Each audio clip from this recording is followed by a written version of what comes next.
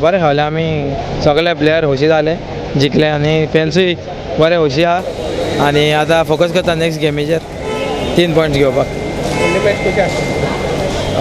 आमी स्वताक जिखोंकूच सोदता होम मॅच न्हू एडवांटेज आहा सपोर्टरांची पळोवया जिखताले चडशे.